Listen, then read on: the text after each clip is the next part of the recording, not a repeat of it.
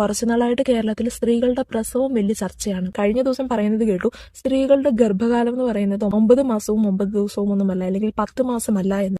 അത് 4 വർഷമാണത്രേ. 10 മാസം എന്നൊക്കെ പറയുന്നത് ആശുപത്രികളുടെ തട്ടിപ്പാണെന്നാണ് ഇപ്പൊ പറയുന്നത്. ഒരു സ്ത്രീയുടെ ഗർഭകാലം 4 വർഷം വരെ നീണ്ടു നിൽക്കുമെന്ന്. പിന്നെ അവരൊരു തെളിവും കാണിക്കുന്നുണ്ട്. ചൈനയിലെ ഒരു സ്ത്രീക്ക് 17 മാസം നീണ്ടു നിന്ന് ഗർഭകാലം ഉണ്ടായി എന്ന്. അതിന് ഗിന്നസ് വേൾഡ് റെക്കോർഡ് വരെ കിട്ടിയെന്നൊക്കെയാണ് പറയുന്നത്. ഇത് സോഷ്യൽ മീഡിയയിൽ വ്യാപകമായിട്ട് പ്രചരിക്കുന്നുമുണ്ട്. പക്ഷെ അത് തെറ്റാണ്. അങ്ങനെ ഒരു സംഭവമില്ല. ചൈനയിലെ ആ സ്ത്രീക്ക് 17 മാസം നീണ്ടു നിന്ന് ഗർഭകാലം ഉണ്ടായി എന്നതിന് ഒരു തെളിവുമില്ല. അങ്ങനെ ഒരു റെക്കോർഡുമില്ല.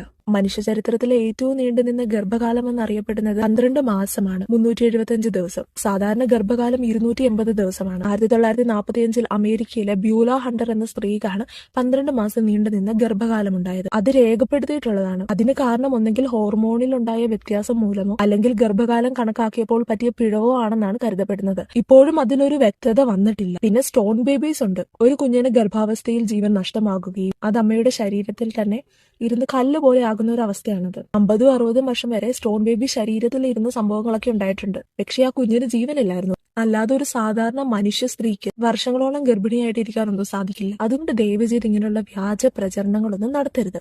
ചിലപ്പോൾ ആളുകൾ അതൊക്കെ ശരിയാണ് എന്ന് വിശ്വസിക്കും. ഇനി ഈ പറഞ്ഞ വ്യക്തി ഏതെങ്കിലും സീരിയൽ കണ്ടിട്ട് അത് യഥാർത്ഥ സംഭവമാണെന്ന് കരുതിയതാണോ എന്നറിയില്ല.